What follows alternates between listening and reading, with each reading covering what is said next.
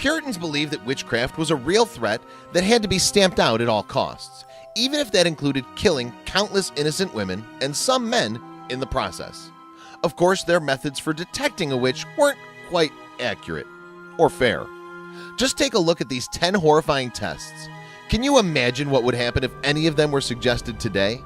Before we get started, take a moment to please subscribe to our channel, leave us a comment, and give us a like. Number 1.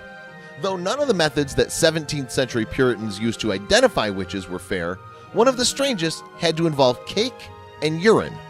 Accusers would bake a cake with rye and the urine of the alleged victim of the witch. This would then be fed to a dog. If the dog suffered from similar symptoms as those by the victim, that would supposedly expose the witch. According to other accounts, however, the witch herself would be in pain as the dog ate the cake. Number 2. Another horrifying test used to identify witches was to bind the accused woman's hands and feet. She would then be weighed down with rocks and thrown into a body of water. If the suspect drowned, it meant she wasn't a witch, and she was absolved of guilt, although she was dead. Conversely, the water would reject and spit out a woman if she was a witch, in which case she'd be executed anyway. It's kind of a lose-lose.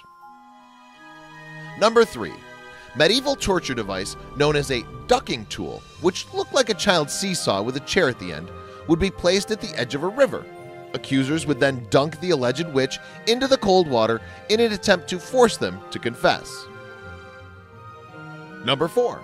Women were also literally pressed to test if they were witches. A board was laid on top of them and accusers would stack heavy rocks on it. Many women confessed simply to avoid this torture, while those who pled innocent were eventually crushed to death. This was actually how Giles Corey, one of only a few men to be accused of witchcraft, met his death in 1692 at the age of 81. When asked to confess, he stubbornly responded by repeatedly asking for more weight. Number 5. People often assume that witches held a certain power over their victims. To identify a witch, these victims would scratch the accused woman in order to use her power against her. If the victim felt relieved and showed signs of improvement, and if the witch started bleeding, they believed they'd correctly identified that the woman was indeed a witch. Number 6. If you were accused of witchcraft, you might be asked to recite the Lord's Prayer to prove your innocence. The catch? The accused witches had to say the prayer flawlessly.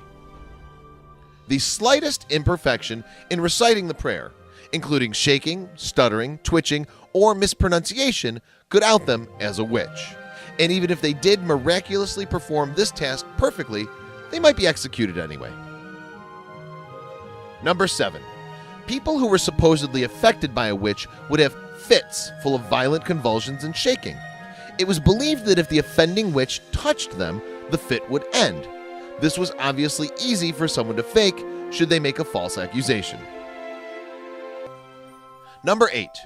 Puritans had a reputation for being sensitive to anything related to human bodies or sex in general. Still, women accused of being witches were often forced to have their bodies examined for, get this, a third nipple.